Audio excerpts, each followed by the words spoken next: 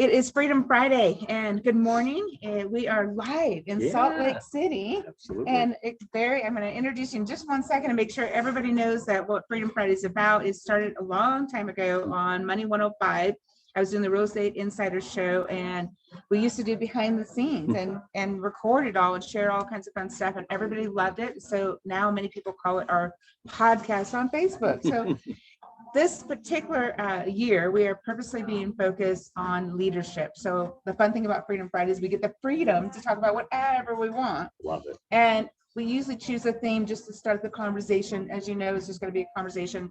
And we choose leaders that are powerful in their community, that are committed to really owning their leadership and making major strides. We all have our moments of defeating destructive mindset and walking our talk. So we love what we do again, which is one of our Q&As. So feel free to ask us about that. It is absolutely free. It's on Mondays when there's not a holiday.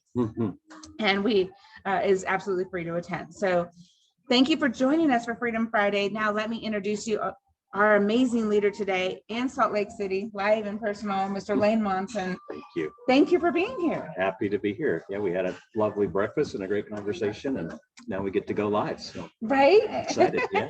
And Lane, educate the audience, before I dive into our questions that I gave you a little bit of forewarning about. Leadership is a very big deal for both of us. It is. And educate us some history on your leadership journey, just so people have an awareness that been here, done that type of thing. Yeah, no, thank you. Leadership, as you said, has been a big part of my life, my entire life. I know we were talking a little bit about when did you first realize that you were a leader or that leadership was important? And it goes all the way back to, we were talking about even elementary school. And, I can remember being in Cub Scouts, which is an early leadership development program for young men. And that I gravitated into the den leader role, and then eventually a patrol leader and senior patrol leader in Boy Scouts. As I was the student body president, elected as a fourth grader in an elementary school where there were six grades, and so realized that I was a leader then. And even in sports and athletics, it seems like I was always the kid that was one of two that was choosing the teams, and then we would go play football or baseball or whatever. So really from the time I was little, and then that's just expanded into student body offices, different leadership roles with my church and my religion, corporate America, everything from CEO to president, COO, global vice president of sales, etc. So it's been quite the journey. I spent 10 years in leadership roles at IBM, 10 years in leadership roles at Oracle Corporation, and a couple of other technology companies. So leadership has just been a big part of my life, my entire life. You just can't help it, huh? No, that's exactly right. But I do love it, and I really have made it my life's work and my life's study. It's not just happening into it, but a lot of reading, a lot of seminars, a lot of practice, hiring coaches, being a coach, all of that. So yeah, leadership is big. And now you actually serve as a full-time coach. Correct. And you have chosen that because of your journey. And by the way, if you're still just joining us, this is Freedom Friday. My name is Coach April Ballester. I realized I didn't even introduce myself. I am the founder and strategic leadership coach for One Light Ahead. And Lane, your company is? Platinum Circle Coaching. And yes, full-time coach. And I've used different titles, but executive performance coach just seems to fit. And I work almost exclusively with leaders, many of whom are in corporate America, which is where I came out of. But personal strategist has also been kind of the tag, the add-on, the tag that I've added, because I do have many clients who are business owners as well, small to medium-sized business owners.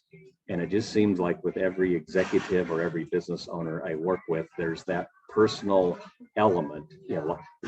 Life tends to bleed over into our corporate life and our business life, and business tends to bleed over into our home life. And given tools like lives and social media and our phones that are always with us, we get into what within your life is impacting your work positively or negatively, and vice versa, and we look at it holistically. I love that, holistically. And it's so funny. So what made me finally ask that question about when did you know you were a leader? I remember the first time I was teaching a John Maxwell class, and one of the homework assignments was ask somebody about that. Oh, cool. And so and I tell people I knew from being a pancake, the lead rule in being a pancake and running from a frying pan, and it just makes me laugh to this day because we are on stage all the time. And as leaders, absolutely. And I knew at an early age, I mean, in elementary school, that this stage was something that I was willing to commit to for a multitude of different reasons. And that was one of the next things I asked you about, is that leadership journey that we've all been on, is that, and that's why we choose these Freedom Fridays, is because we want, everybody's on a leadership journey. Everybody's looking for leadership nuggets, because we're always, most leaders, not all, but most are looking to improve, are looking to be purposeful, and looking to, what have I not thought about lately? How can I, and you've done some thinking about our next question. And the leadership journey you've been on, which as you mentioned, was quite extensive. It's been, and still on. And still, Educate me. What have you learned is the biggest characteristic, the biggest skill? What's been the journey, and how would you share with that? So biggest skill or characteristic or quality is the word I like to use within the most successful leaders that I've either experienced working for, or that I have coached, or that I've worked with, has to do with, and it's interesting because I believe that leadership is a calling, and that anyone who is actually willing is called to that work.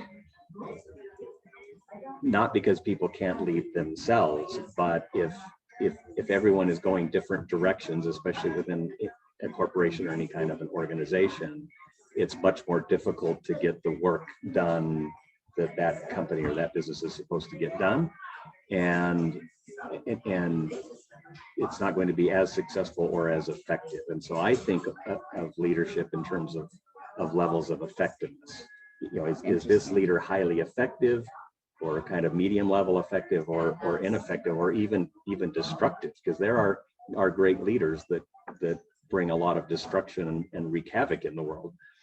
And so for me, and I actually made a couple of notes, because there's always the question, are leaders born or made? And I believe it's a little bit of both.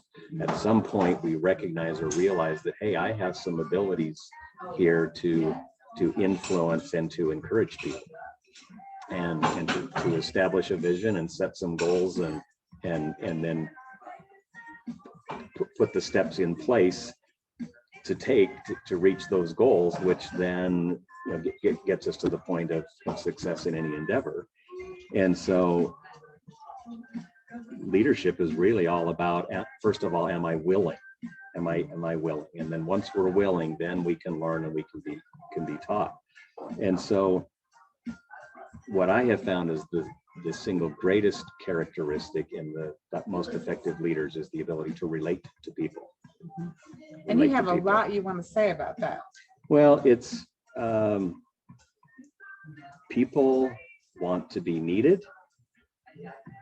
They want to be wanted. They want to be valued. They want to be validated. And you and I have talked about this before, and even in a lot of the coaching work that we do, is just think about little children from the time we're very little. Notice me, care about me, pay attention to me, understand me. I want to be understood, and then encourage. And it starts from the time we're very, very young. And what I have found is that never ends for most people. And our friends, our partners, our spouses, the people that we work with, the people we choose to associate with, why do we do that? Why do we have this desire to connect with people? And oftentimes that's it. It's this sense of community, this sense of belonging. And I don't know about you, and actually I know enough about you that I know this is probably true of you as well, but the more we understand that we have a purpose for being here and that we can make a difference in the lives of others, that our life becomes much more meaningful. And so the most effective leaders understand that and recognize that. And for me and my success in leadership roles, I haven't been a huge corporate leader, but I've had teams as many as 450 people globally within my organizations that I'm responsible for. And I'd say that's the number one element or quality that has helped me when I've had any level of success is just that, the ability to relate to people. And Lane, and for our audience, and it's so, and thank you all for listening, for being with us on this beautiful Friday. The awareness of what you're speaking about is so often people do not realize that everybody is unique. Yeah. Everyone, the phrase I love to say is, and it's a quote that I snagged from Miss Jody Stevens on the radio a long time ago. She shared as an anonymous quote. It says, everyone has a unique fingerprint to make a unique impact. Okay, I love that. Or even a unique imprint if you think about the fingerprint. Absolutely. Cool. And so, and when we discuss that need to be wanted, the need to be acknowledged, and the other aspect of it is a lot of us knew what it was like to feel invisible. Yeah. So we want to make sure that either at work or in relationships or whatever it is. Whatever it is, right? Yeah. And so the ability to make sure that people do not feel seen, and I use that terminology, seen, valued, and heard. Yeah. I love that. It's the real. Yeah. I mean, Brene Brown is a huge advocate of that. Yeah. Yet I wholeheartedly believe when I was in singles ministry, that was something I was a big advocate of. Nobody walked in the door without being acknowledged and appreciated and thanked for being there, because that was a courageous commitment to show up and say, I want to be around people. Yeah, a friend of mine, Dan Rawls, says people come where they are wanted and they stay where they're appreciated. And I'll just never forget that. I've heard him say it 50 times. And it's so true. And that leads perfectly to how we get to wrap up today, because we attempt to be very concise, because, attention span is something, right? Yeah, we are all busy. we got life going on, and yet we wanted to give them a nugget. And the biggest one that you immediately said is that, we all had an opportunity to be called in some form or fashion, and leadership is one of those options. That's right. And that the other thing you said is that we all have an ability to connect with others and truly see and value people. Yeah. And yet to close out and to really give you, and by the way, if there's anything that I haven't asked you, I'll give you an opportunity to share that as well. You got it. Is if there was one little item that somebody could listen and hear and say, I can go do this today. Yeah. What would that be? I can do this today. So two thoughts come to mind. One of them is, think about the business you're in. If you're just talking professionally right now, think about the business you are in. Whenever I ask that question of my clients, most of the time I hear things like, oh, well, we manufacture this, or we sell this, or we're in the clothing industry, or I've got a client right now that's a major in a major city, and they're pool builders, and their business is just going crazy with people, the last year, being home, shelter in place, all of that. And that's what he said. Well, I'm in the pool business, and he was absolutely right. But I'd like you to think about as leaders, and as a leader, what business are you really in? Because those are services and products that you deliver, but the business that we are all really in is the people business. And the minute we recognize and realize that, we have a choice of saying, I love people, I respect them, I want to relate with them, I want to serve them, I want to connect with them.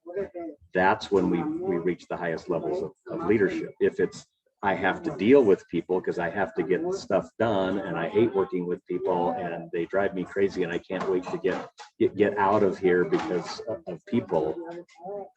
The one thing you could do today is to start thinking about what business you are really in. And if you don't think you're in the people business, it's going to be very difficult to get to that highest level of leadership effectiveness. The minute you know you're in the people business and you can make that shift to, I care about people, I love people, it is with people that we are going to grow and succeed. That would be the one thing I would share with any leader. I think really that is the one thing. Oh, and then it goes back to just remember, whenever we meet or work with anyone, care about them, notice them, pay attention to them, do your best to understand them and encourage them. And that's when people will do anything to work with you. So powerful. Is there anything I didn't ask you that you wanted to be asked? I don't think so. It's been a delightful morning, and just thank you for giving me an opportunity to be on your program. Excellent. And Lane, how would our audience reach out to you? What would be the best way? Yeah, usually, so currently I don't have a large corporation, so it's pretty simple. My email address is just Lane, Lane, at platinumcirclecoaching.com. That'd be the quickest and easiest way. And I don't always do this, but I know you, and I trust you, and therefore your audience. And so feel free just to direct message me through either Facebook, LinkedIn, or Instagram. I'm now, I think we were talking about earlier, 340 or 350 days in a row of posting something uplifting or a leadership principle. So feel free to connect with me on any of those social media forums and direct message me, and be happy to have a conversation. And you always have an interesting way of sharing those quotes or input. It's always fun to read. And thank you. It's very cool. I want to lead everybody with basically, just to put it into one little question, is what I love to do. Sure. Is, who is the one person that you can choose today to see as a person? I love that. Just to not be worried about the service or the product or or an agenda, if you will. Just see them. So how about if we pause for a moment and just, you're here right now, answer that question. Who's coming to your mind and to your heart right now that you can see as a person, and have a conversation with them to where they'll walk away feeling understood by you, seen and heard and understood by you today. Love our tag team. Have an amazing weekend. Great to see everybody. We'll see you again for Future Freedom Friday. Have an amazing day. Bye, everyone. Awesome. Thank you.